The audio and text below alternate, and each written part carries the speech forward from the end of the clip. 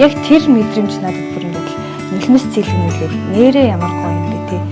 Өөрийнхөө мөнгөөр авч явждаг байгаад авч явждаг байр авч явж байна. Сайн байцгаана үзэгчдээ Гигийн хот подкастын шинэхэн дугаар үзэгч та бүхэндээ хүрэхэд бэлэн болоод байна. Өнөөдрийн подкастын зочноор үл хөдлөх хөрөнгийн агент UAE Properties-ийн шилдэг агентуудын нэг Мөнгөн Чимэг буюу Муулан маань зочноор хүрэлцэн ирээд байна. Өрсөнд баярлаа. За ирсэнд бас баярлаа. Өдрийн минь. Өдрийн минь. За өнөөдөр бас муулуудыг шууд ярианд орохоос өмнө хамгийн хэнднийг асуултыг асуумаар байна л да. За чиний хувьд ямар нэгэн байр зараад 2 жилийн дараа үн цэн нь 2 дахин өссөн туршлага эсвэл ойр тойронд чинь жишээ байна уу? Ер нь одоо би ч үл хөдлөлийн салбарт ажиллаад 4 жил хагас болж байна. Тэгэхээр одоо яг анх намайг агент болж хахад байсан байрыг одоо бодохоор баг тэгж өссөн байгаа байхгүй юу. Тэгэхээр ер нь дандаа л тийм байдаг. Өсөлт нь бол 30-аас 50%, 50-80% өссөн байрнууд ч байдаг. Тэгэхээр тийм кейсүүд олон. Миний одоо анх зарж исэн байр бүх ийм үнэтэй болсон юм бах та гэд ер нь бол их гайхдаг хаяа. Гайхаж байгаа тохиолдлууд бол байна гэдэг тийм. За яг энэ асуултан дээрээс үндэслээд ерөнхийдөө үн цэнтэй үл хөдлөх хөрөнгө гэдэг сэдвийн хүрээнд бол муулуудыг ярилцахаар өрсөн байгаа.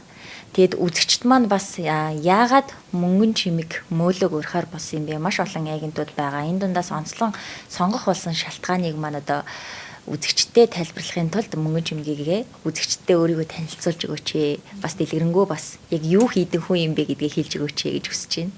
За ер нь өөрийгөө танилцуулахдаа их дуртай байдаг. Одоо бахархалтайгаар танилцуулдаг. Яагаад гэхээр одоо ямар нэгэн компанид харьяалагдаж явна гэдэг бол маш том нэрийн утас болж өгдөг. Бас амжилтын суурь болдог гэж би боддог. Тэгэхээр энэ 4 жилийн хугацаанд ер нь бол тодорхой хэмжээний компаниудад ажиллаж үзсэн. Одоо бол UAE Properties компанид агентаар үнэтэй агентаар ажилладаг. За ажлууд бол 4 жилийн хугацааг өнгөрүүлсэн байна. За энэ хугацаанд бол чамгүй борлуулалтуудыг хийсэн байна. Төсөл дээр ажиллаж үзлээ. За 2 дахь зах зээл дээр ажиллаж үзлээ. За манай компанийн хувьд гэх юм бол одоо UAE Properties гэж явдаг. За одоогоор 100 гаруй хүнтэй үйл ажиллагаа явуулж байна. 12 орчим жил болж байна. Тэгэхээр маш том юм UAE Properties гэдэг компанид нэрийн утас болоод явж байгаадаас баяртай байна.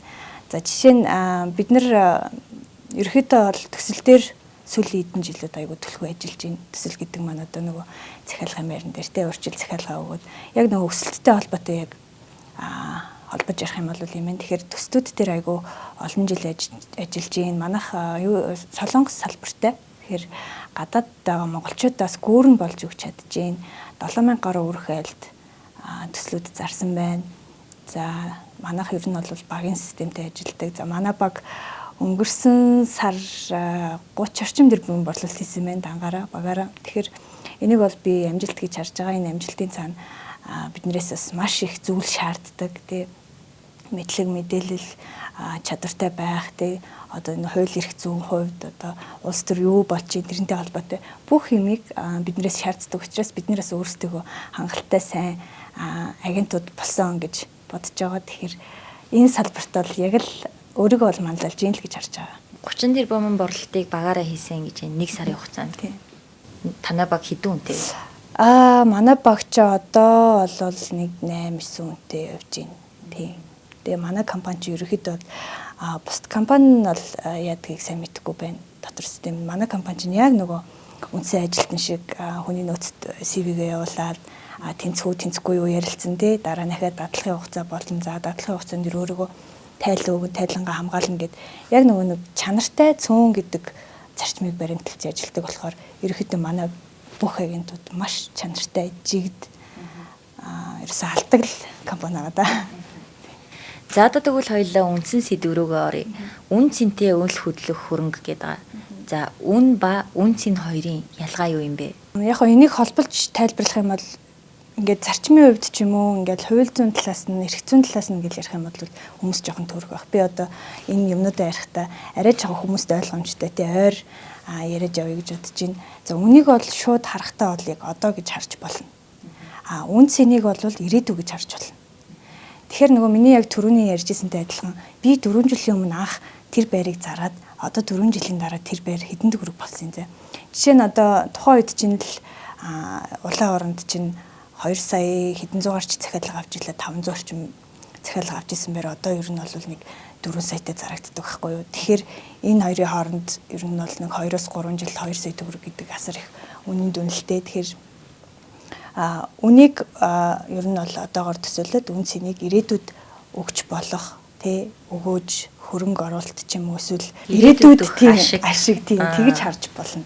Тэгэхээр энэ хоёрын хооронд яг ингэ бодохоор би үн цэнийг ингэ бодохоор борлуулагч талаасаа бас харж болно. Эсвэл худалдаж байгаа үн ч юм уу өмчлөгч талаас нь харж болно. Борлуулагч талаас нь үн цэнийг харахаар тэр хүнд өгж байгаа хөрөнгө оруулалт байгаад байгаа байхгүй юу. Хүүхэн талаас нь харахаар хүн болгоны гэр, хүн болгоны одоо хашаа байшин ч юм уу, хүн болгоны байр, хүн болгоны офс үн цэнтэй. Гэхдээ би яг нөгөө дотор нь ажиллаж байгаа хүн борлуулагч талаас нь харахаар хэр тэр хүнд одоо ашиг өгж ийн тэрийг л ер нь бол үн цэн гэж би хараад байгаа. Ер нь бол үл хөдлөх хөрөнгө явандаа ингээ үн цэн нь бол маш их өсдгөө гэдэг. Тэгвэл байршил, хийц, ашиглалт гэсэн 3 зүйлийн аль нь яг үл хөдлөх хөрөнгийн үн цэнийг улам өсгөж чадах вэ? Миний хувьд бол байршил гэж би бодож байна.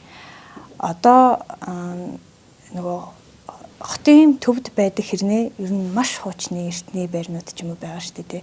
Тэгэхээр тэн дээр ингээд жишээ аваад үзэхээр байршил нь яг тэр үнийг нь одоо бариад байгаа хгүй юу. Тэгэхээр байршил өөрөө үн цэнийг ингэж бий болгож идэг. Тэр үн цэнийг хамгаалдаг зүйл нь л зүгээр үн юм аа л гэж байгаа. Ингэж тавчлах юм бол ингэж ярьж болно. Хүмүүс их хвчлэн одоо үнэтэй үл хөдлөх хөрөнгийг тансаг зэрэглэлийнхээ гэдэг байгаа шүү дээ.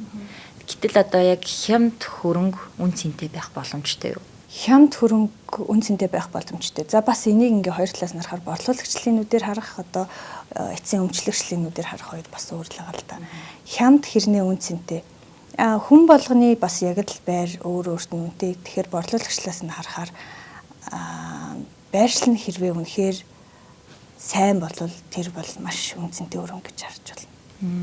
Ер нь бол байршил чухлаа л гэдэг шүү дээ. Тэгэхээр миний нэг одоо ингэж боддог юм нь юу гэхээр агент одоо манай Монголд чинь ерөөхдөө нэг 300 гаруй үйл хөдлөлийн тусгай шүүрлэлтийн компаниуд ажилладаг, санхүүгийн зохицуулах хооронд бүртгэлтэй. Тэнд 1200 гаруй тусгай шүүрлэлтийн агентууд байдаг. Тусгай шүүрлэлгүй агентууд байж болно. Тэрийг нэмэх юм бол дунджаар 8500. 1200 агент ажиллаж байхад бид нэр Монголын зах зээлийн ерөөсөө 20% нь л хүрч ажиллаж чадчих байгаа байхгүй юу. Тэгэхээр түүний цаана ингээд 80% эцдүүд нь өөрсдөө ч юм уу ингээд зарж ингээд болоод идэг. Үүнээс үүдэлтэй юу байгаа вэ гэхээр одоо нөгөө ямар нэгэн залилангийн хэрэгүүд ч юм уу те захиалгын гэрээгээр авж байгаа байран дээр эрсдэл юу илээ.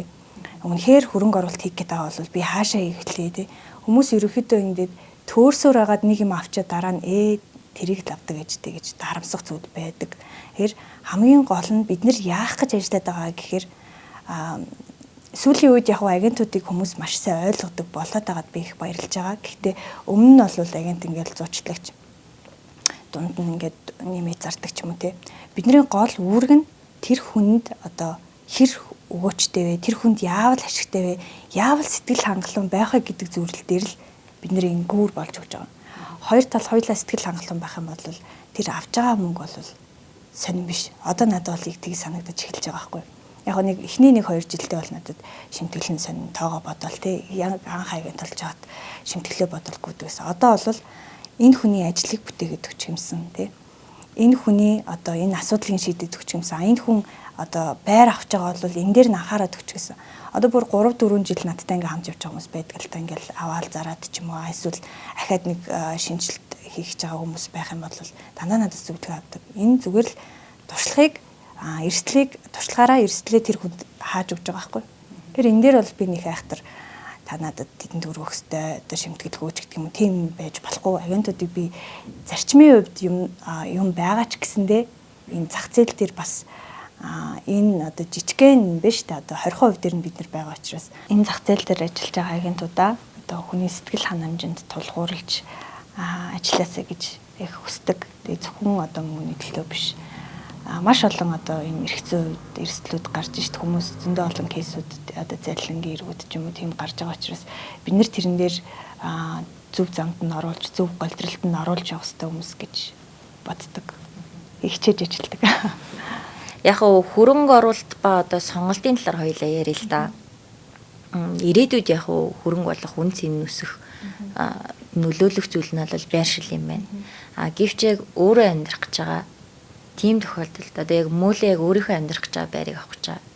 Ийм тохиолдолд чи шинэ байр авах уу эсвэл яг хотын төвд байрлалтай хуучин байр авах уу? Бас энийг зарим хүмүүс ингэж боддог. Энэ байрыг аваад би энэ байранд амьдарч байгаад хэрвээ энэ байр ингээд хэдэн жилийн дараа дахин төлөлтөнд орох юм бол би арай үнэтэй үнэлээд ингэж үнэтэй өгөөд ингээд гээд нэг юм жоохон юм сэрэг ухаантай хүмүүс бол ингээд гэлкээс хөдөлчдөг. Яг өөрөө амьдрын гэх юм бол би бас байр авч явахдаа яг би байр авах юм бол яг юу хүсэж авах вэ? Одоо заавал шинэ байх хэрэгтэй юм уу? Эсвэл миний орчин чухал байх хэрэгтэй юм уу гэд бодоод үзэнгүүт миний бүх юмыг, миний бүх цагийг л хөнгөвчлж өгөх хэрэгтэй юм байна л гэж ойлгосон. Манай ажил офс руу зайсан байдаг. Тэгээ би хуучин бол 26 дугаар хороонд байдаг гэсэн. 26 дугаар хорооноос зайсангийн гүүр давах хүртэл бас нэг юм процесс хэд минут болоод шүү дээ төгсөлттэй үед ч юм уу. За нэгдэх 5 дахь бол маш их төгсөрдөг. Тэгэхээр тэрийг би яаж хурдан болгож болох уу гэд бодсон чинь би ерөөсөө л ажлынхаа хажууд байр авах хэрэгтэй юм. Яг агентууд чи өөр нөгөө дандаа юм их явдаг ажил хийдэг, гүйдэг. Тэгээ дандаа олон байршилд ингээ очдог ажил хийдэг учраас тэр нь надад бол хамаагүй. Гэхдээ өглөө оройдоо би ингээ төөртөхгүй гэртээ очдог. Тийм байх юм бол гээд би яг байршил дээр намайг их анхаарсан. Тэгээ байршил дээр анхаарч явж байгаад зайсанд байр авах гээд явж ирсэн аа. За бас шинэ байх хэрэгтэй юм аа тий. Тэгэхээр хүн нөгөө нэг байр авахтаа одоо хүмүүс ингэж бас аягүй сонио тэр орчимд гайгүй байр байна уу гэж асуудаг байхгүй. Гайгүй байр байна уу. Тэгэд хүн асуулт тавихтаа өөрийнхөө үнийн дүнг бааж тайлх хэрэгтэй хэлээд 200 сая орчимд хотын төвд байр байна уу гэж асуувал би окей байгаа гэж хэлнэ. Тэр хүмүүс юу авах гэж байгаагаа нэгдүгээрт мэддэггүй, хэдэн төгрөгөнд авах гэж байгаагаа мэддэггүй, хаана байвал зүгээр ингэдгийг мэддэггүй. Тэгэхээр хүн байр худалдаж авахтаа эхлээд өөрсд гэр бүлтэйгээ ярилцаад өөрсдөө тодорхойлоод санхүүгийн дарамт үүсэхгүй юу те яг хэдэн төгрөгөнд би байр авах хэрэгтэй гэдгийг эхлээд тодорхойлоод дараа нь эндээс энэ болтол би хэдэн минут явах юм бол хэдэн минутыг хөнгөвчүүлж чадах юм те тэр зүйлүүдэд бодож иж байр авах юм шиг санагдсан. Тэгээд би яг нөгөө ажлынхаа хажууд байр авсан чинь одоо ажил руу бараг 2 минутын дотор ороод байгаа юм уу? Гялс орол те амар хурдан ажлууд амжиж байгаа.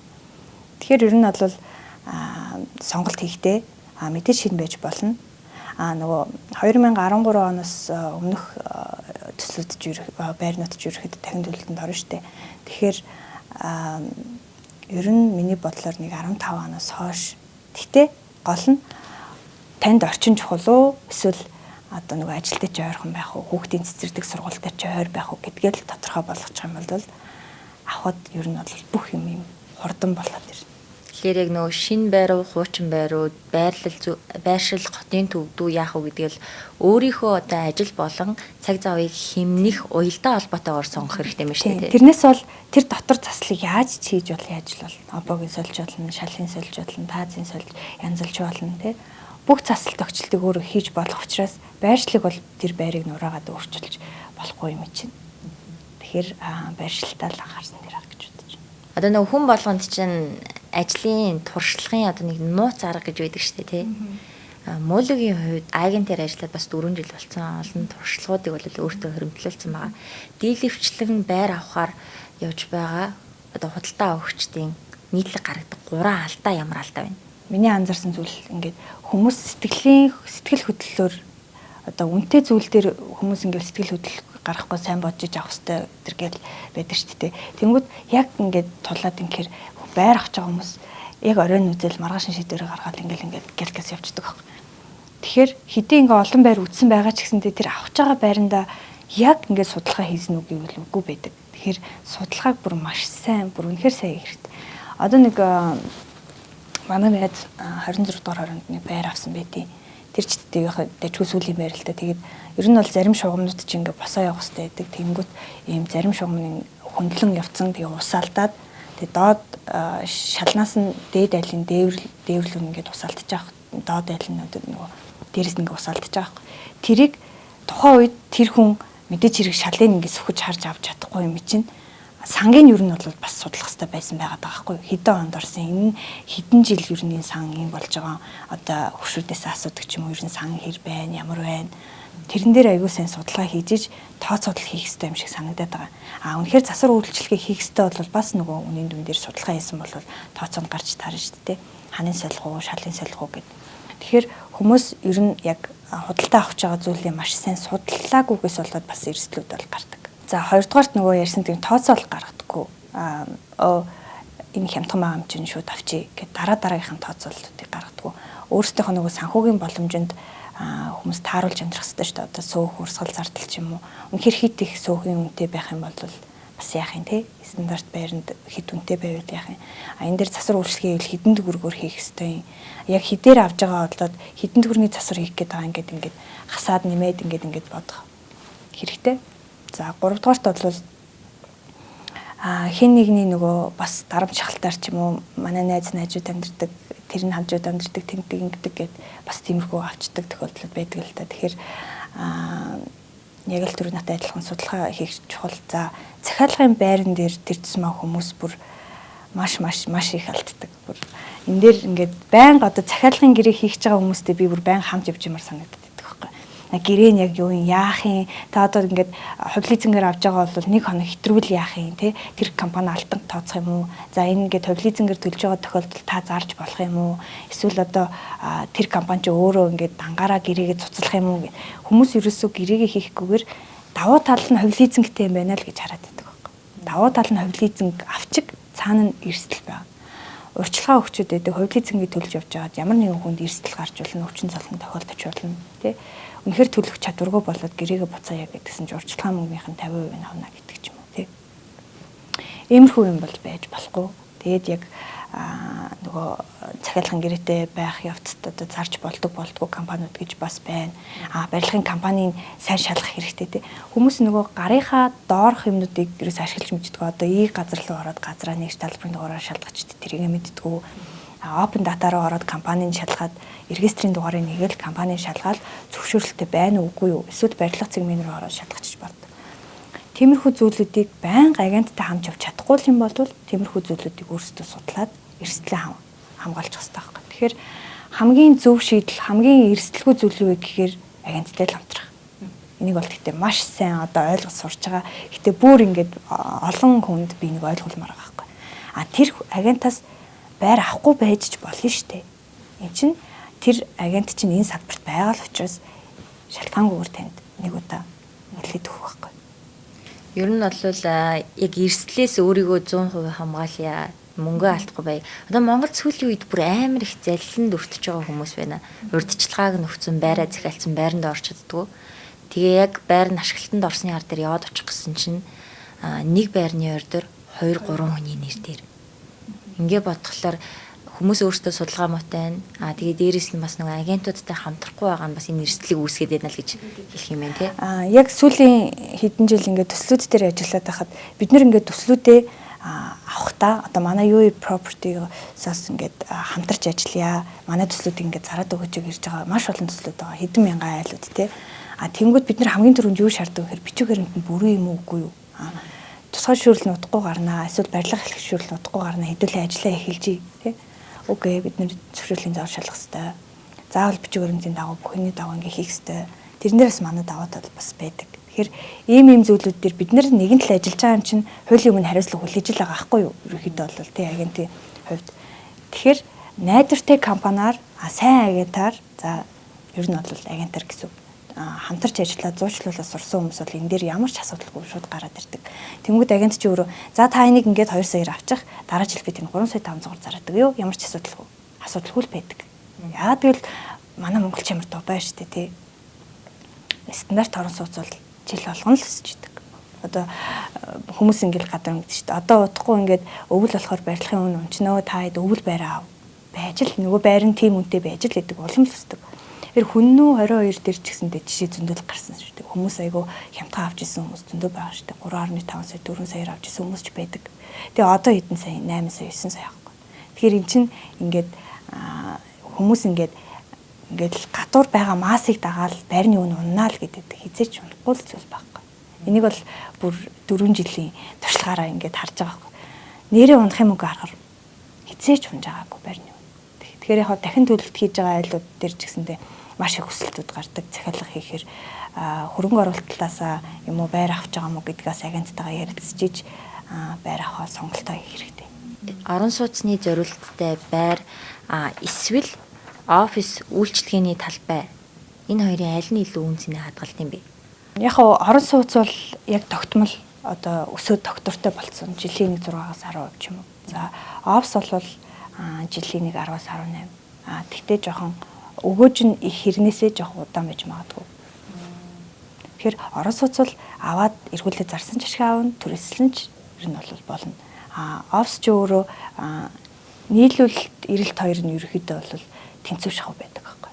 Тэгэхээр орон сууц бол нийлүүлэлт нь хэрнээ эрэлт нь бага ч юм уу тиймэрхүү байдаг учраас орон сууц офс үйлчлэгээнээс илүү орон сууц нь арай бага өсдөг.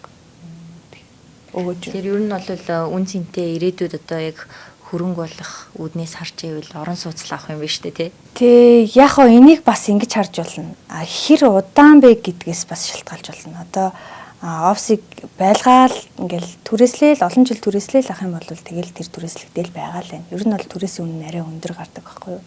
Тэгэхээр орон сууцыг ер нь бол эргүүлээд тэдэн жил түрээсэлж байгаад эргүүлээд зарнаа ч юм. Эсвэл би одоо гадаадд байдаг хүмүүс бол тэгдэг байхгүй юу? Урьдчилгаа өгөөд хувилизинг хийнгүүтээ ашиглалтанд орохоор нь түрээсэлж байгаад бид нэр өөрсдөө очихоор амьдрнаа ч юм уу те. Тэгэхээр та яг хэр өгөөжтэй зүйл хүсэж хэдэн жилдээ энийг ингэх чинь энийг энэ зах зээлд ингэж байршуулах чинь гэдгээс шалтгаалж л ер нь хөрөнгө оруулалт хийсэн дэр. Тэгэхээр яг харилцан бүгд адилгүй байгаа дээ шүү дээ тий. Адилгүй. Аль талтай давуу талтай. Тэгэхээр бас нөгөө нэг ярьдаг л байршлаа ярьж шүү дээ. Тэгээд үнэхээр хотын цагт авсаад түрээслэдэл ашиг. Тий ашиг. Тэгэхээр би манай компани нөгөө Дубайд хөрөнгө оруулалтаар үйл хөдлөх хөрөнгөд сүүлийн жил бол зараад амжилттай борлуулалт явж байгаа. Дубайгийн зах зээлд харахад бол орон сууцч, офсч бүр хэдэн дахин илүү ашигтай. Тэгээ хүмүүст ингээд нөгөө үгүй та ингээд Дубайч ингэдэг юм шүү дээ. Одоо 10-аас 20% өгөөд ингээд улиралдаа нэг төлөх, эсвэл ингээд сардаа нэг 6 саяар төлөх юм уу, нэг хувиар төлөх ч юм уу, тийм график гаргаад ашиглалтанд орох хүртэл нь ер нь бол төлдөг. Тэгэнгүүт нөгөө юу өдр байхгүй. Үйл хөдлөлийн татвар байхгүй. Зөвхөн газар дээр л одоо газар ашиглаж байгаа мөнгийг анх удаа нэг удаа төлнө. Үйл хөдлөлийн татвар бол байдаггүй юм байна. Тэгэхээр нөгөө хөрөнгө оруулалт хийж байгаа хүмүүстэй ч юм уу амьдарч байгаа хүмүүстэй бол илүү таатай байхгүй. Тэр Дубайд 30,000 агент ажилтдаг байгаа юм. 4 сая хүнтэй. Тийм 3.8 саяас нэг 4 сая орчим. Яг нөгөө аялал жуулчлал их хөгжсөн болохоор ирж очиж байдаг. Тэнгүүд 30,000 агент 4 сая хүн дунд ингэж бужигнж штэ. Тэгээд бид нар бүр агентаар үйлчлүүлээ сурцсан байгаа байхгүй юу. Тэгэхэд манай Монголд цөөхөн 1000 агенттэй. Тэгээд 3 сая 800 гаруй хүнд 1000 агент гэдэг чинь бас ер нь хурц ажиллавал маш олон юм зах зээл манад байгаа. Дубайтай ингээд юм болгоныг харьцуулах юм бол Тэнгэр газар 2. Тэгээд хөрөнгө оруулалт хийсэн хүмүүс манаас биднэрт маш их баярлалдаг шүү дээ. Одоо 800 саяар байр аваад чинь нэг 150 орчим сая урьдчилгаа өгвөл тэгэл тэрийг ингээл санхүүгийн дарамтгүй ингээл төлж явж байгаа л тэр байр нь өөр юм болол ашиглалтанд орчингууд нь үнийн өсгөл эргээл Дубайд зарчиж байгаа байхгүй. Тэрийг хэн авах уу гэж ерөөсө толгой өвдөгдөг юм л. Угаасаа л авах хүн зах зээл дээр бэлэн байждаг. Сая тэр Дубайд яг таних ажиллаж эхэлснээс үүдээд тэрний ар дээр бас дайм болоод нэлээд хил амд өртлөө шүү дээ тий. Энэ дээр бас тэгсэн бид нар бас ингээд хүмүүсийг ингээд ажиглаж байгаа шүү дээ тий. Тэгэхээр энэ дээр байр авсан хүмүүс яг хөрөнгө оруулалт хийсэн хүмүүсийн мэдрэмж нь өөрөө Монголд хөрөнгө оруулж байгаа хүний мэдрэмж, Дубайд хөрөнгө оруулж байгаа хүний мэдрэмж хоёр тэс өөр идэг юм л. Эндээс ингээд харахаар дайм болсон болоогүй тэнд миний байр баригдаж байгаа гэдэг мэдрэмж тэр хүнд. Яагаад гэхээр хаанаас ямар компани юуг авсан бэ гэдгийг мэдчихэж байгаа байхгүй тэр хүн. Дайм болсон ч одоо ямар нэгэн юм болсон ч одоо Дубай өөрөө дайм боллоо гэж зарлаагүй л бол тэнд эрс байхгүй. Юу ч болоогүй. Тэгэхээр энэ дээр авсан үн айгаагүй байна тий. Тий, айгаагүй хахад нөгөө байгаа маас нь айгаад байгаа байхгүй. Яана ингээд байр зарцаа одоо тэр байраа буцаах чинь уу яах чинь гэдэг. Тэр хүмүүс нь амар 50 хөлдөөдтэй зүгээрээ Дубай өөрөө мэдгдэл хийгээгүй шүү дээ. Дубайн засгийн газар мэдээч хэрэг энэ олон байр зарчаад эрсдлүүдийг хаана шүү дээ. Тэгээ ингээд бодохоор ингэтэй мэн Дубайд захиалгын одоо бид нэр Монголтой ингээ ярих юм бол захиалгын гэрээ ингээ хийгээд одоо чи Дубайгаас байр авах юм бол захиалгын гэрээ хийж штэ. Тэнгүүд нэг буланд нь юм жижигхэн QR код байна. Тэр QR код болохоор чи тэр төлж байгаа мөнгөний процессыг ч юм уу чи тэр захиалгын гэрээ хянаж болдог. Засгийн газар хяндаг. Компани хяндаг. Тэгэхээр ингээд шууд одоо хүмүүсийн бодлоор бол ингээд хөрөнгө оруулалт хийгээд мөнгөө ингээд дансруунд хийнгүүт Дубай шууд татаж аваад барилга руугаа оруулах юм шиг санаад байгаа байхгүй юу. Яг Монголд бол тийм байж болно л доо. Дубайд бол тэр данс нь байж л хэдэг тэр мөнгө нь. Тэгэхэд тэнд компанид барилгаа барьж л хэдэг. Ерөөсөө тэр хүний мөнгөөр биш өөрсдийнхөө хөрөнгөөр бариад байгаа байхгүй юу. Тэгэхээр тэр мөнгийг тааж хянж болно, засгийн газар нь ч хянана, барилга барьж байгаа компани ч хянана. Энэ дээр бол аюулт эрсдэл айгүй бага юм лээ. Ер нь маш их судалсан. Би өөрөө очиж ингээд үзээд бүр вау гэж бодсон. Өөрөө бараг авмаар санагдсан. Тэгэхээр хөрөнгө оруулалт хийж байгаа хүмүүстэй зөвлөх юм бол ер нь бол гадагшаа бас их зах зээл байгаа шүү гэж харж байгаа. Энэ жил чинь ер нь бол ингээ өөрийгөө хараад ахаар өөрийгөө ч яахаа ер нь ингээ агентуудаа хараад ахаар бид нэр зөвхөн агент хийхгүйгээр хөрөнгө оруулалтын зөвлөх маяг руу шилжиж байгаа байхгүй юу? Зах зээлийн чиг хандлага нь зөвхөн нэг байрыг үнгүүдээр тавиад ч юм уу фэйсбүүк дээр тавиад зарах биш. Тэр хүнд ямар өгөөжтэй, ямар боломжуудыг гаргаж өгч болох юм. Яаж хөрөнгө оруулалт хийх юм бол энэ хүн илүү ашигтай байх вэ гэдэг дээр бид нэр сайн ажиллаж чадах юм бол тэр бидний сэтгэл хангамжуулж байгаа. Би яг сүүлийн нэг жил бол яг хөрөнгө оруулалтын зөвлөх тал дээр аюу сайн мэдээлэлтэй одоо ухаж өөрөө чадвараа сайжруулаад явж байна. Тэгээ сүүлийн үед Улаанбаатар нийслэл хотод бол дахин төлөвлөлт маш ихээр төлөвлөгдөж байгаа. Дахин төлөвлөлт болон дид бүтэц үн цэнд хэр нөлөөлдөг вэ? Хамгийн их нөлөөлдөг зүйл чинь дахин төлөвлөлт дид бүтэц байхгүй юу? Одоо нөгөө хаана их төвлөрөл, хаана их өгөөжтэй байна, хаана их одоо их байр зарагдах уу гэдэг чинь дид бүтэц зам шалтгаалж байгаа байхгүй юу?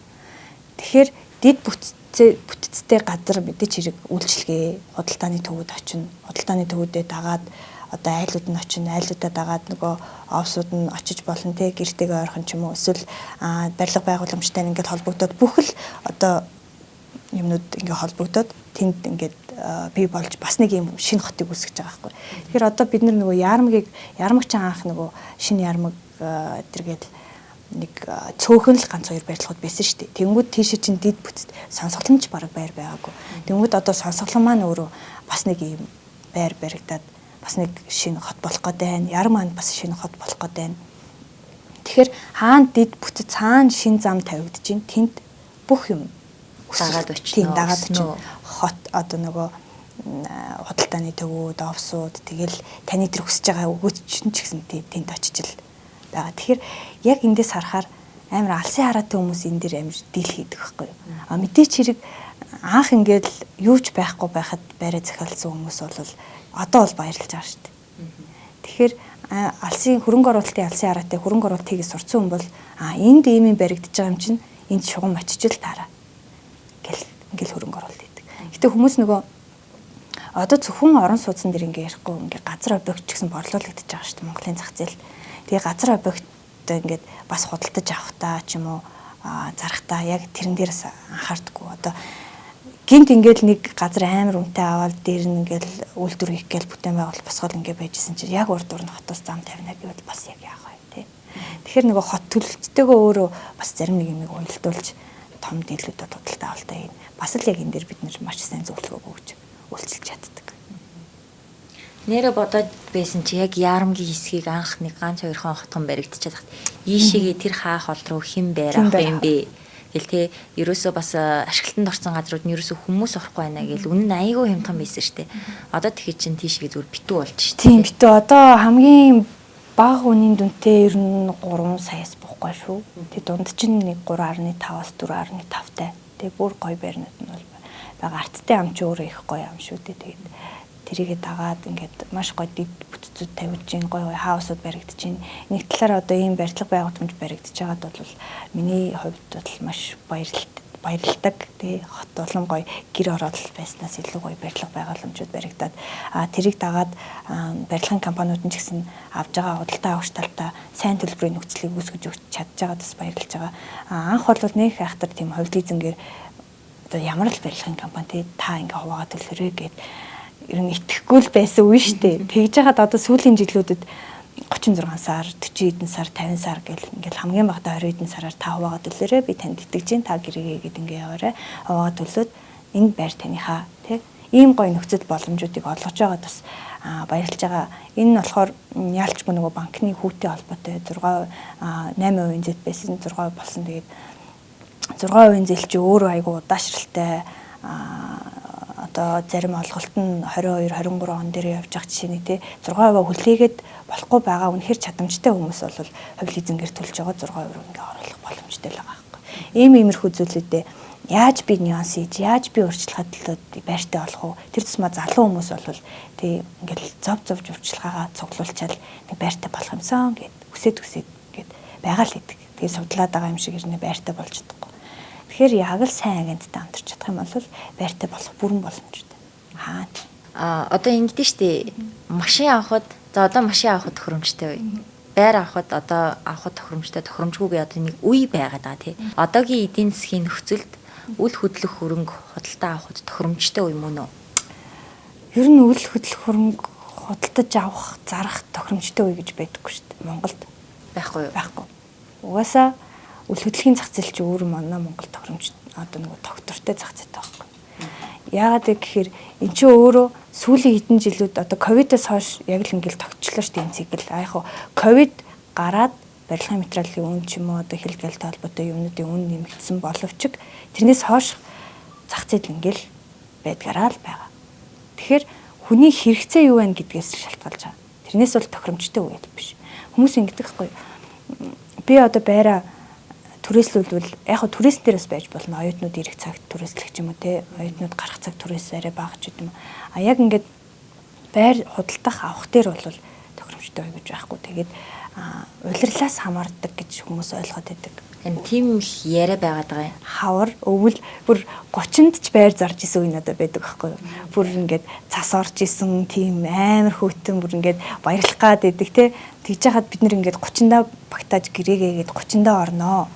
Тэгээд 31-ндээ бид нэр баярлнаа. Тийм хүмүүс байр зарж исэн үе байдаг. Хаврын хар шуурганд те бүр амар хар ийм шуурга болол ингэж яхад газар аваад явж исэн хүмүүс байж л байгаа байхгүй юу. Байр аваад явж исэн хүмүүс байж л байгаа байхгүй. Тэгэхээр энэ нэг амар удирдлагтай холбоотой. Удирдлаас шалтгаалж үүн дээшээ савлан гэдэг зүйл бол бас байхгүй. Тэр аахгүй тэр 3.5 гэж тогтсон байгаа байр тэгэл 3.5-аараа байж л байна. Тэгэхээр яг нөгөө жоохон хэлбэлцэх зүйлүүд нь юу гэхээр манай хажуу алга 3.5 гэж би 3.8 гэдэг чи өөрөө бас нэг талаар агентаа шалтгаалаад байгаа. Хоёр талаар одоо хийсэн тогтчлолтоо шалтгаалаад байгаа. Тэнгүүд тогтчлолт гэдэг маань одоо манайх саяхан засвар хийсэн. Бид нэр одоо ийм хөрөнгө ингээ оруулсан. Тэрийг ойлгодог юм байна. Тэнгүүд нөгөө хүн чинь хажуу талын хаалан 3.5, хажуу талын хаалан 3.8 тогтчлолтод 3.5-ыг аваад өөрсдөө хүссэн засварыг хийх байхгүй. Тэгэхээр нөгөө хүмүүс заримдаа өөрийнхөө ямиг үнэлж болно л та. Хүн болгоны үйл хөдлөх өөртөө үнцэнтэй. Миний гэрч гэсэн миний тавилгач гэсэн надад үнцэнтэй. Би тэрийг зарахтаа тавилгынхаа үнийг ингээ нэмэл зарна л та. Гэхдээ яг нөгөө зах зээлийн ханштайгаа уялдуулахгүй болвол би чирийг хямдхныг зараад хямдхныг аваад бүр хямдхнууд нь дуусны дараа тэр хүнийх зарагдах байхгүй. Тэр та яарч ивэл зах зээлээр байгаа үнээр л тавих хэрэгтэй. Таны тавилга хамаагүй хэрвээ хүсэх юм бол тавилгаа хуулаад аваад явж болно. Яг нөгөө хүмүүсийн ингээд хүссэн тааруулж ингэж явж зарах гэж бас бид нар чинь бас хаяа ингээд гэдэг ойлгох гэдэг. Тиймэрхүү үед бас байдаг. Тэгээд аль болох зөв үнээр аль болох зөв хүнд нь зөв цагт нь зарахыг хичээдэг. Ирээдүйд ямар бүс нутагт эсвэл ямар төрлийн үл хөдлөх хөрөнгө үн цэн нь илүү өсөх вэ? Миний харж байгаагаар бол хаана дэд бүтц, хаана зам, одоо хаана шинэлэг зүйл шийдэгдэж чинь тэнтэл үн цэнтэй хөрөнгө байна гэж харж байгаа. Гэхдээ хаана ч ер нь бол үл хөдлөх хөрөнгөний үн бол үн цэний хатгалаастай байгаа л байна. Хэрэгцээ байгаа тохиолдолд бол байж л байна л гэсэн үг. Тэгэхээр яг нэг үгээр хэлэх юм бол дэд бүтц маш сайн шийдэгдэж байгаа. Зам одоо холбоо сайн тавигдж байгаа ч юм уу. Тиймэрхүү газрууд бол байршил нь илүү үн цэний хадгалж илүү өснө гэж харж байгаа. За хүн үл хөдлөх хөрөнгө авахдаа бас яг өөрийн орон сууцаа авахдаа орчин нөхцөлийг нь бас зарим хүмүүс анхаарч үздэг тий. Ногоон байгууламж болон одоо ухаалаг шийдлийг бий болгосон байр хотхнуудын үнц нь яг хэр бодтойгоор одоо өсдөм бэ? Анхнаасаа ерөөхдөө бол байр захиалга аваад суурь тавихтаа тэр нь тодорхой байх юм бол суурь нь өөр үнэтэй гэдэг байхгүй юу. Одоо жишээ нь офицерт манай нэг төсөл байгаа. Тэр төсөл бол хажуудлынх нь ингээл зэрэгэлдээ хотхнууд нэг 3 сая 500 захиалга авч хаад манайх нэг 4 сая 500 захиалга авч. Яагаад 4 сая адилхан байраж яагаад 4 сая 500 авч байгаа юм бэ гэхээр тэр чинь өөрөө хийцэл нь бас нөлөөлж байгаа байхгүй юу. За ногоон байгууламж нь одоо өөрөө даалгавар гараад ингээд төдөв ногоон байгууламж байх хэвээр. Мэдээч хэрэг ногоон байгууламж байгаад дагаад өмнөс нь нөгөө тэгүр ингээ харахаар яг ингээд офицерын бүсэд чинь ингээл сайн агааржуулалттай солонгос юм агааржуулалттай одоо муу агарын сороод гаргаа дахиад буцаагаад сайн агаар ингээ оруулдаг ч юм уу тий. Тиймэрхүү зүйлүүд бол шин шийдэл, шин тоног төхөөрөмж, шин одоо ямар л зүйлүүд байна. Өртгөнд нь нэмэгддэг, үнцний хадгалж лээдэг, дараа нь яг тэрийгэ давуулаад зардаг. Ногоон байгууламжийн дээр бол эн чинь бүр шал одоо апартментээс өөр зүйл болчихж байгаа байхгүй. Бүр нэм лакшри одоо барилгачлалтын барилгажих хэсэг дээр 50-аас 70% ногоон байгууламж орсон гэх юм бол тэр бүр вау төсөл ахгүй маш үнэтэй төсөл. Тэрий чи өөрөө нөгөө нэг лакшри гэдэг. Тэгэхээр лакшри стандарт хоёрын хооронд яг хөө стандарт байран дээр ногоон байгууламж байж болно. Гэхдээ нөгөө хүмүүс чинь олон блок байх тусам юу ногоон байгууламж нь жоохон багасаад цөөн блок байх тусам ногоон байгууламж нэгсэж ч юм уу. Тэн дээр энэ дээр лакшри стандарт хоёрын ялгаа гараад байна. Тэгэхээр яг хүн нөгөө өсөл сонирхолтой тааруулж худалдаа авалтаа эхлэх хэлтэй. Ямар ч зүйл дүнд бол нөлөөлд юм нөлөөлдөг тийм. Дотор хийцлээс энийг одоо яагаад ийм адилхан энэ хажууд нь байгаа байр нь ийм байхад чинь танах яагаад тийм үнэтэй байгаа ингээл орж ирж байгаа шнэ байдаг шүү дээ. Тэнгүүд нөгөө нэг ийм зүйлэр хийсэн юм аа. Тэ ингээд дээвэр нь бүрэн цутгамал дахиад мембран дээвэртэй. За энэ деталуудыг сонсоогүй байж иж хүмүүс ингээд шууд анхныхаа сэтгэл дээр мэдээж үнэтэй сонсогч л байгаа л да. Гэхдээ хэдэн жилийн насжилттай яг юу хэрглэж байгаа. Энд амьдрахад гэр дотроо байхад бас тухтай байх хэрэгтэй шүү дээ. Хажуу ханнаас нь ингээл хүү амтай урилж шаарлал гэдэг сонсогдоод идэг ч юм уу. Тэнгүүд ийм бүрэн цутгамал байр чи өөрөө тийм зүйл байхгүй шүү дээ. Тэгэхээр нөгөө хийцлээ өөрөө амар сайн ойлгох хэрэгтэй. Гол нь бас төлбөрийн нөхцлөөс хамаарч үнэнүүд нэмэгддэг болохоор та ямар төлбөрийн нөхцлөөр аваад танд дараа нь ямар ашигтай вэ гэдгээс аягүй сайн бодох хэрэгтэй. Мөөлөгийн яг зуучлалаар ажиллаж байсан хамгийн өвөрмөц түүхтэй үл хөдлөх хөрөнгө юу байсан бэ? За энэ одоо 4 жил юу эсийг зарах вэ гэдэг шиг. Ерөнхийдөө бол би нэг жилдээ нэг 15 гаруй тэрбум борлуулалтыг хийждэг. Тэгээ ингээ харахаар заримдаа газарч зарсан үе байна, заримдаа нэг жижигхэн нэг мухлагч зарсан үе байна. Тэр одоо харахаар надад зарсан юм болгонд амар үнцэнтэй байна. Тэр хүн тэрийг аваад ингээд өргөжүүлээд гэр бүлээрээ амьдраад тэрийг ингээд бүр гоё шинчлээд их чинь нэрээ тэгж байгаа шүү. Тийм байсан шүү. Ороод нэг гараарай. Их чинь энд чинь бүр гоё болгоцсон шүү гэд. Энэ сэтгэл ханамжуудыг мэдрэх надад үнэхээр гоё. Тэгэхээр би нэг юм тедэн төгрөгөөр зарсан биш. Тэр хүнд зарсан гэдэг бодол надад бол айгүй тийм гоё байдаг. Тэгээд надаас нэг би ч бас өөрөө тэгж боддөг. Надаас нэг тухайн үед л миний л үе охин байсан баг. Ганц би нэг охин байсан. Би ингээд аав чөөртөө байр авч өгч байгаамаа. Тэгтээ би хэллээгүй маа. Гэтэ надад тедэн төгрөг байгаа. Та надад ингээд байр олдоод өгөөч гэжсэн түүх байдаг байхгүй юу. Тэр болохоор нэг 2 жилийн өмнө орчин байна. Тухайн үед би нэг төсөл дээр ажилладаг гэсэн. Тэгээ тэр охид би ингээл компанийн захирал руу ингээл тэр барилгын захирал руу гүйж ороод ахаа нэг юм байна гэл ингээл тулж ярьж байгаа. Нэг юм байна л. За яасан ямар нэгэн асуудал гарав үгүй. Нэг ярих юм байна л да. Яасыг гэл нөгөө нэг урьдчилгаа их байх хэвчээс баг. Тэгээ тэрийг нь би бүр багуулах гэдэг шүү дээ. Тэгэл яриа байна гэл нөгөө нэг барилгын захирлаг жоохон айлгаж байгаа л. Гэхдээ нэг юм болоод байна. Тэр охин ингээд цалингаасаа гадна ингээд мөнгө цуглуулж байгаа аавч өөртөө байр авч өгч байгаа гинэ. Тэгээ өөрийнхөө цалингаар ингээд төлөлтийн нэг явах юм байна. Тэгээ яг дансны бодлого болгоно ингээд хангалттай навтаад ингэх юм байна гэд. Нилээн гоожиж би тэр охинд 2 байр аавжид нь авч өгч исэн. Тэгээд тэр яг жилийн дараа орхол байсан л та. Тэгээд тэр одоо байранд орцсон байсан. Аавж нь байранд амьдарч исэн. Төлөлт нь нэг дараа жил дуусах байлгүй. Тэгээд тэр охин надад хэлж исэн. Стөх баярлалаа тий. Ингээд үл хөдлөх хөрөнгө ингээ байр аавна гэдэг чинь тийм амар зүйл биш юм байна. Тэгэл хүмүүс чинь ингээл за тийм болвол манай тийм нөхцөл байхгүй гэл ингээл тасалждаг гэдэг ч байгаа байхгүй. Тэгэнгүүт яг тэр мэдрэмж надад бүр ингээд нулимс цэлгнүүлээл нэрээ ямар гоё юм бэ те. Өөрийнхөө мөнгөөр авч явжтай бай, айлын ганц хүн авч явжтай байр авч өгч штеп. Одоо тэр айдлыг харах надад сайхан байдаг. Тэгэхээр хин юу хаана хүсэж гин ямар хэрэгцээ шаардлага байна. Тэр бүгдэд бид нэр үнтэйч бай, үнгүүч бай. Нэгэн тал одоо ингээд гоё хүн болж төрснөх тий. Тэгээ бидний ингээд хийдэг ажил чинь юм гоё штеп. Тэр байнга л ингэж хэлж ярьж зөвлөхийг л хүсдэг дээ. За хэрэг мөлдөд одоо яг 500 сая төгрөг байвал хаана ямар үйл хөдлөх хөрөнгө авах байсан бэ? За одоо би бол яг хөрөнгө оруулагчлалын нүдээр харж байна. Одоо надад 500 сая төгрөг байвал гэд тэнгуут би нэг юм 2 үйл хөдлөх хөрөнгө аваад захиалгын байр захиалаад тэрийг ингээд мэдээж хэрэг надад ингээд ашиглалтанд орсныхаа дараа өгөөж өгөх гэж штэ. Барилгач өөрөө яг нэг юм үндсэн үн суур үн гэж байгаа байхгүй. За ашиглалтанд орсны дараа эд болно ч юм уу эсвэл ашиглалтанд ороод үнцийг илүү өгснө.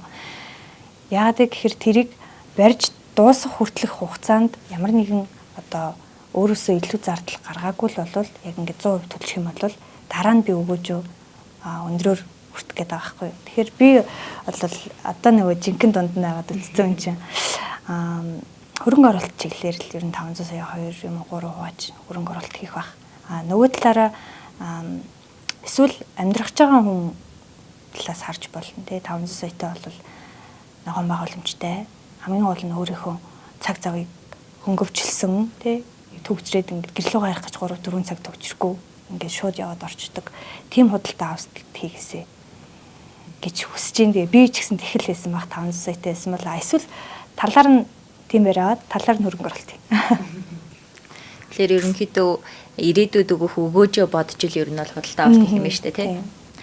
За зарах гэж буй хөрөнгийнхөө үн цэнийг ер нь өсгөх боломж хэр байд юм бэ? Одоо тогтчлт хийх ч юм уу тий зархаасаа өмнө засвар юмнууд хийх ч юм уу тий тийм арга байд юм уу? За мэдээч хэрэг угаасаа дотор засал тогтчлт хамгийн одоо үн цэнийг нь өсгөх боломжтой. Тэрнээс бол тэр нэгэнт баригдсан байгаа барилгыг бид нураагаа дахиж нэр барих боломжгүй. Үнэхээр таны байршил, таны байр үн цэнтэй л болвол тэрэн дээр хүнд нэг одоо ингээ байр авч байгаа хүмүүс нэг юм анхны сэтгэл гэж нэг юм бас байна. Тэ ямар мохоо нэртэй байр вэ гэд ингүүл бас жоохон хэцүү. Одоо монголчууд ч нөгөө нэг фэнкшүүдэл, ламд үзүүлэл, хаалганыхаа тоотыг үзүүлэл ингэдэг шүү дээ. Тэрнтэй адилхан хүн болгонд юм анхны сэтгэл амар чухал. Оронгод л нэг тийм засвар хийх шаардлагагүй ч юм уу нэг юм эмэгтэй хүний мэдрэмжээр ингээ ахаар нэг энийг ингээ авчгаар юм шиг сэтгэл зүй хүнд төрөл гэдэг бол бас маш өөрлөлтөө. Тэнгүүд тэрэн дээр юу хийх вэ гэхээр ядаж обоогийн солихоор хямд тусдаг байхгүй юу? Ер нь бол обоо солих чинь хямд штэ. Ядаж обоогийн солихоор тэр гэр ингээ тэр чигтээ өөр болдог. Тэгэхээр хүн үнэхээр та юмаа өнд хүргэж одоо энэ хажуудлын байр чинь гоё нь 3.5 та өөрийнхөө байранд засвар хийгээгүй 3.5 гэдэг хажуудлын гоё байрыг л авна ш хамгийн түрүүнд. Тэр та яарж ивэл засвар үйлчилгээ тогтчлт те одоо газар юм объект зарах чивэл зам харгуугийн засаад хаалхыг будаад коридороо янзлаад ч юм уу цонхын гээд угаагаа цэвэрлээд ч юм уу. Тим тогтчлтуудыг хийх юм бол ерөөхдөө бол зах зээлээр хурдан гайгүй. Хоёрдугаар гэх юм бол зургийг нь бас үнэхээр гоё авах хэрэгтэй. Тэнгүүд нэг юм үнэхээр гоё байр байгаад байдаг. Ингээд очиод үзэхээр нүдэрээ харахаар маш гоё байр байгаад байдаг. Тэнгүүд зургийг ингээд жоохон онцгой авцсан бол тэгээд маш олон худалдаа авагч нар ингээд хараад өнгөрцөн байдаг. Тэгэхээр юм болгонд анхны мэдрэмж, анхны сэтгэл одоо бид нэр хүртэл үйлчлүүлэгч харилцагч нартайгаа хүртэл уулзахад анхны сэтгэл чухал шүү дээ. Өстэй зараад үгийг гэж шуугаад байхгүй. Сайн байна уу та? Тэгээ юу хүсэж гин? Одоо яг хэдийн хугацаанд энэ хэрэгтэй байна? Одоо яагаад ингэж байгаа юм те? Анхны харилцаанаас анхны бүхнээс ингээд цааш ингээд харилцаа ч юм уу цааш тийм бүхгүй юм өрнөж байгаа. Тэгэхээр байран дээр ч гэсэндээ байр ч гэсэн ер нь бол би амтай гэж үздэг байхгүй юу? Тэр ингээд тордоол өнгөлөөл байвал гоё байгаа тийм. Үн гэхээсээ илүү бас яг чиний түрүүний хэлсэн үн цэнтэй байх гэдэг чи өөрөө юмыг тордох, илүү их хайрлах тийм. Тэгжиж бүх юм үн цэнтэй байна л гэж бодож байна. Маш их зүйлийг ерөнхийдөө ойлгож ухааруулсан дугааруулж чадсан гэж бодож байна. Тэгээ ер нь бол үн болон үн цэн гэдэг хоёр зүйлийн талаар бол дэлгэрэнгүй сайхан мэдээллүүдийг агент Мөөлө маань л үзэгчд маань бол хүргэсэн баха. Тэгэд өнөөдөр бас цаг зав гаргаж ирсэн Мөөлөдөө маш их баярлалаа. Тэгээ бас үзэгчдтэй хандаад үл хөдлөх хөрөнгө авах гэж байгаа хүмүүстэй эсвэл зарах гэж байгаа хүмүүстэй нэг гоё товчхон зөвлөгөө өргөж. Ер нь ямар нэг юм борлуулах, ямар нэг юм худалдаж авахдаа хин нэгнээс одоо ямар ч туршлагагүй хүнээс биш, найзаасаа биш, нөхрөөсөө биш, аав ээжээсээ биш тий. Одоо яг хосуудын харилцаа шиг байхгүй юм чинь. Одоо нэг хүмүүс маргалтахаараа ингээд найз мэдтэй л ингэдэж штэ тий. Тэгээ 3 дахь читгээд ямар нэгэн мэдлэггүйгээр орж ирэх юм бол тэр сонголт буруу байдаг.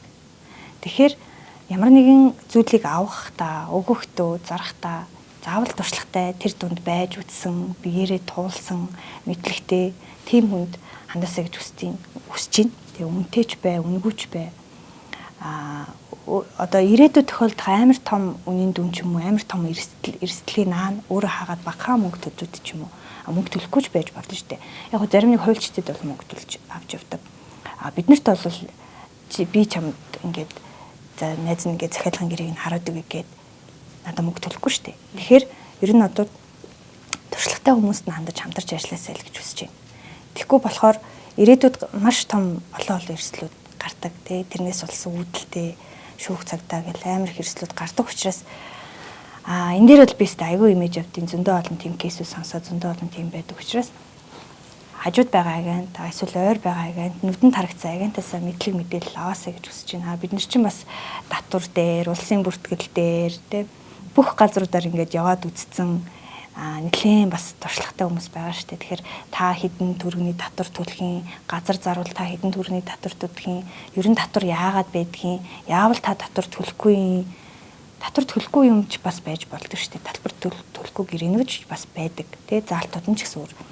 Тэгэхээр тийм мэдлэг мэдээллүүдээ мэдлэгтэй хүнээс аваад агентаас одоо сайн үйлчлэгээ авч сураасай л гэж хүсэж байна. Тэгээд бүр болохгүй миний дугаарыг тавьчихаа. Би бол зөвлөгөө өгч чадна. Тэгэхээр том эрсдлийн өмнө заавал зөвлөгөө авч явах хэрэгтэй.